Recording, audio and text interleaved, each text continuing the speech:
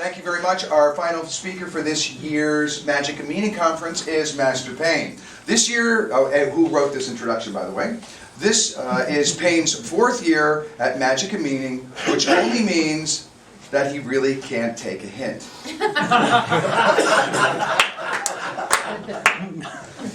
He told me that this year's presentation is going to run a little long, so he'd like me to make this introduction as short as possible. He really needs the time. Ladies and gentlemen, Master Payne. Payne?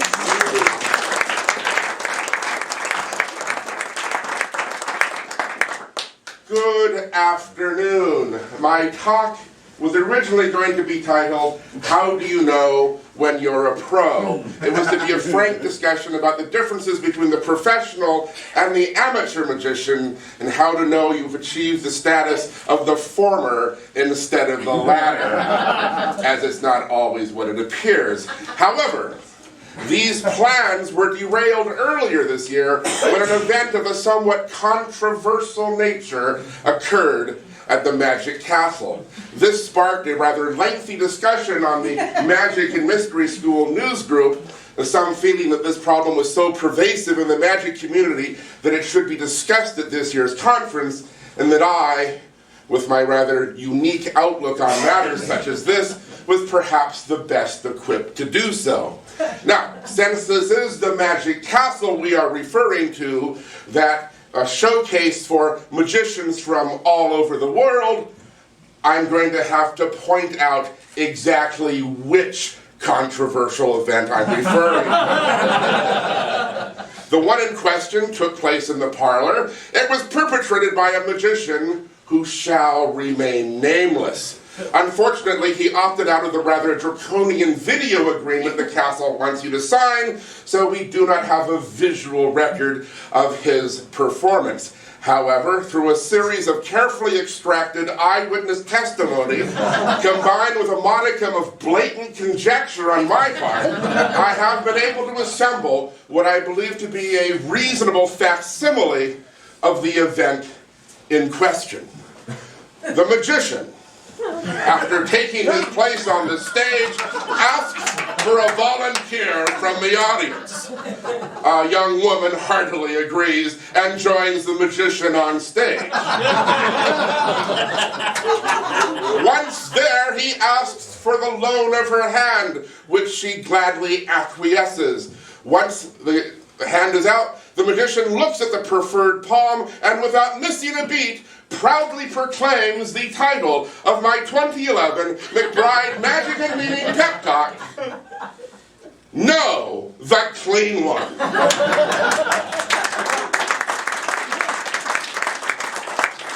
Now I understand, because of the stark realism of my recreation, that some of you may be taken aback and may need a moment or two to recover your sensibilities and reaffirm your faith in the nature of man. Some of you may even imagine consuming a delicious beverage to wipe the bitter taste of disgust and disappointment from our mouths. Have we all recovered sufficiently to continue? Yeah. Very well. Now, there are two paths this talk could lead us down today. The first being the use and abuse of stock wines. The second, the use and abuse of our audience. However, since both roads seem to lead to the same destination,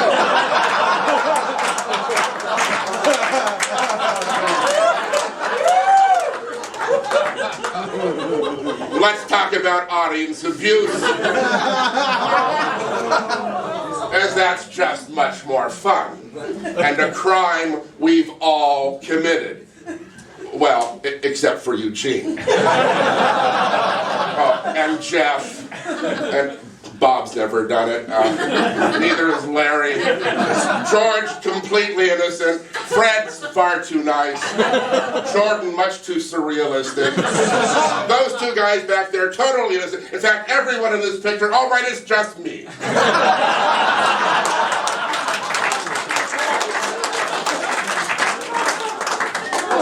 But you try shoving a sword through someone's neck without being a little bit abusive, it can't be done.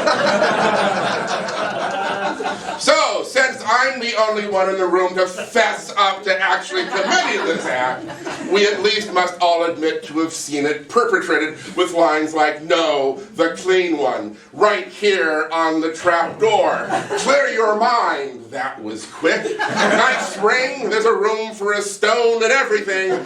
Great tie, couldn't the man guess your weight?" To name just a few. Now, I have only been able to trace the clean hand gag back to the Christmas edition of the 1950 copy of The Sphinx, where it appears in a trick called Flying Pop by Phil Huckabee. So one might be led to the conclusion that this is a rather recent arrival on the magic scene. However, it's as old as magic itself, with the earliest documented sources appearing in the literature, such as the discovery of witchcraft. If everyone goes home and opens their copy, they will find a trick called How to Wrap a Wag Upon the Knuckles, where, under the guise of having a spectator help you with a juggling feat, you wrap him across the back of his hand with the haft of your dagger, much to the merriment and amusement of the assembled throng.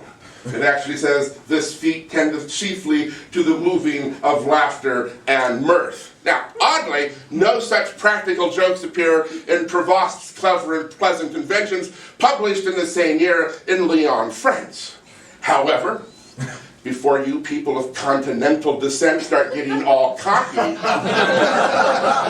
acting superior to us of English extraction, let's look at the work of one Italian conjurer named Bartolomeo Bosco, who moves you guys up to the top of the audience of English. Since he's a 19th century performer, we do not have a visual record of his performance. However, by utilizing historical documents, I have been able to recreate the act in question. The magician, after taking his place upon the stage, causes a small bird, much like a canary, to appear. This he hands to a young woman in the audience, bidding her to keep it safe and from all harm, as it is his favorite pet. However, unbeknownst to anyone in the audience, before he hands her this bird, he kills it by suffocating it. So, a few moments later, when he asks for the return of the bird, it falls dead to the ground.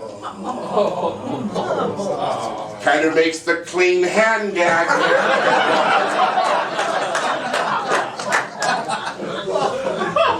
To assuage her guilt, he eventually resurrects the bird, only to end up impaling it on the end of a sword after it has been fired out of a gun by a member of the audience. Good times.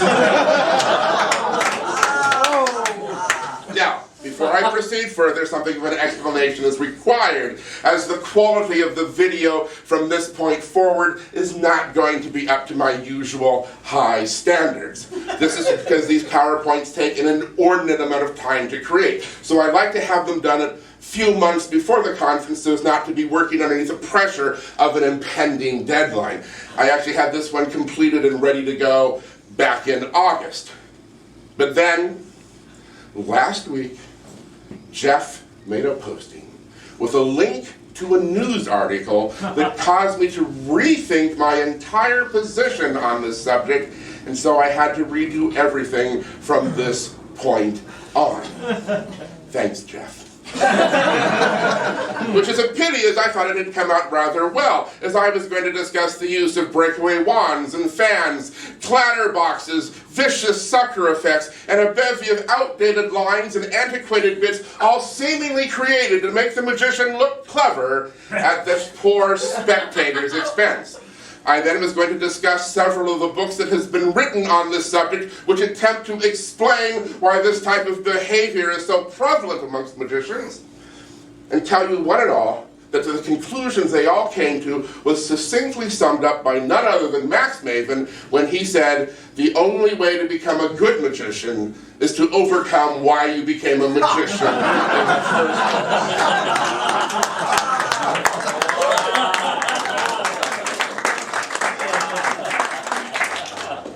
quote that says so very much in so few words, but one that I think is slightly off the mark. For while there are malicious, malignant, masochistic, and misogynistic magicians out there who revel in demeaning their audiences in a pathetic attempt to prop up their small, wounded egos, I think this type of borderline sociopathic performer is in fact rare. And that the real reason things like the clean hand gag are still with us today is that magicians simply are lazy. It's far easier to steal a bit or a line than to come up with one of your own. So they feel no regret whatsoever about appropriating the work of other magicians, often with completely disastrous results, because they don't understand why the line works. They fail to realize their routine is more than just the sum of its parts. I then was going to compare this, quite cleverly I thought, to Shakespeare. Anybody can simply read the words, but they're only brought to life when they are presented by an actor who not only understands what they mean, but has an understanding of the character who's delivering them. And this is the crux of the problem. Character. Most magicians simply haven't got any. Well, not a performing one at least. So this leads to a bizarre logical disconnect. Since they don't have a well-formed performance character of their own, they will simply adopt the one of the magician they saw doing their trick. In their minds, they will be perfectly replicating said performer and see themselves exactly as they see him. Unfortunately, their audiences see something a little different. And sadly, these performers will often see the audience response they received in their head, not the one they actually got. A condition that comics call laughing ears, the ability to hear laughter emanating from an audience when in fact none is forthcoming. Something I went into more depth, and I only left the slide in because it took me a really long time to make this one.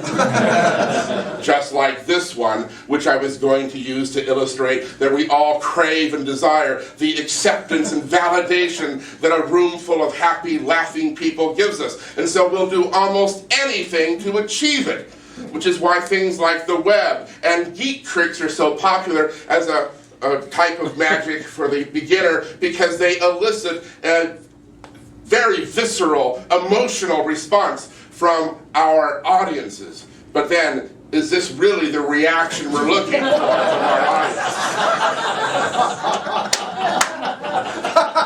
This then allowed me to segue back to Eugene by using his great quote that not all laughter is good laughter. And for the performer lacking in empathy and unable to make a connection with his audience, they'll use things like the clean hand gag and think the laughter they're getting from the audience is because they're thinking this, when in fact they're actually thinking this.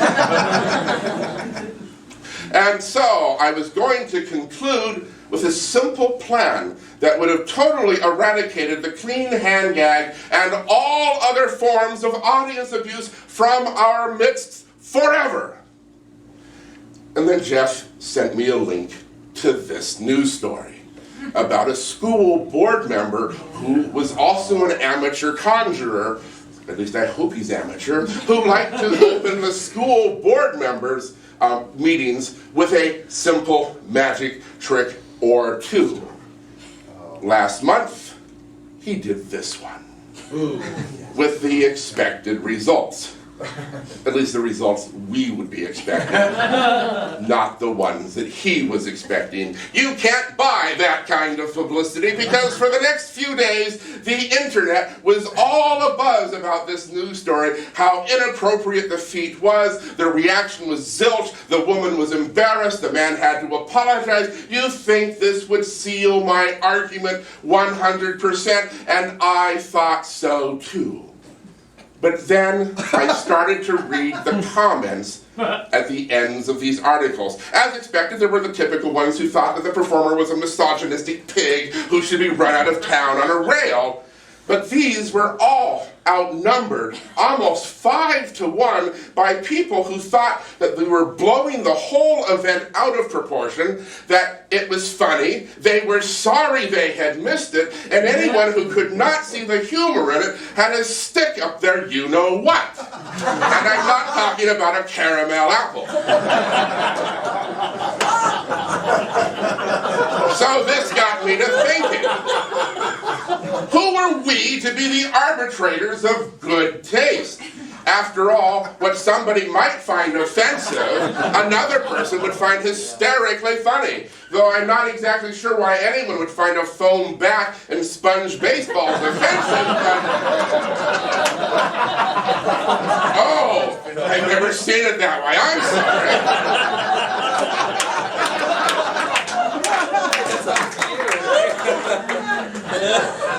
I hope I didn't offend someone. This dichotomy of humor explains a lot of things, like the Three Stooges, most network television, and the fact that no matter how bad you thought a movie was, it always comes out on DVD because somebody somewhere liked it enough to see it again. So this got me to thinking, was I alone in this? I started to ask around and talk to some of my other performance friends. I talked to Avner the Eccentric on his opinion on the clean hand gag, and he instantly said, never under any circumstances, and admonished me with, you're better than that. On the other end of the spectrum was Max Howard, who said, yes, but only within the parameters of one's performance character and context. And again admonishing me with, you're better than that. So, it appears the character is king. Channing Pollock could never do the clean hand gag, ever. However, the amazing Jonathan could. And does. Probably frequently, but hopefully only in context. And this is the key point. Context is everything. I performed in the summers at a medieval fair. My character is lovably bellicose.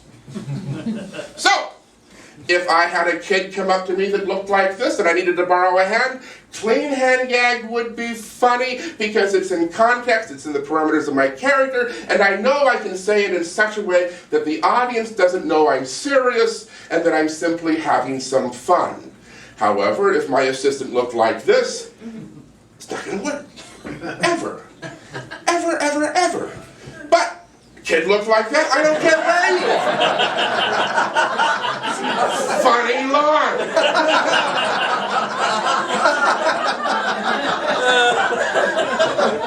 But the guy looks like this, not funny, potentially dangerous, and you look like he can beat the crap out of you.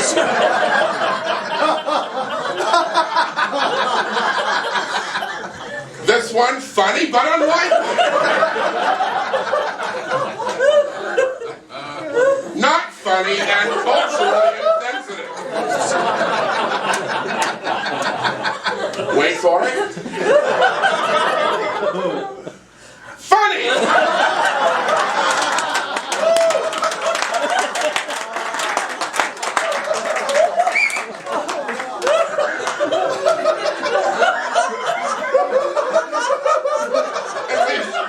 At least I think it's funny.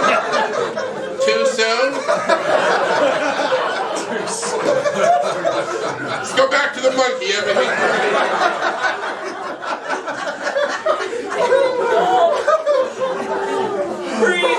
Breathe in. Oh, go. Wait for it. And remember, this is all except for Hitler, in the context of performing at a medieval fair. Your mileage at the parlor will vary. Unless, of course, they've really severely lowered the dress code. So, in the end, can you do the clean hand gag? Yes, you can. Should you do the clean hand gag? Only you can decide. You are, after all, the professional performer. Ooh, hey. So I guess this is, how do you know you're a pro after all? It's a lot more complicated than I first thought, because I was just going to tell you, you're a pro the second the ink dries on your business card. But it's more complicated than that. It's knowing when a joke is appropriate and not. But also knowing why a joke or bit is funny. But more importantly, knowing all of this and having the stars align so that everything is possible for you to do the clean hand gag that you probably shouldn't, because you have more respect for your audience than that. Thank you.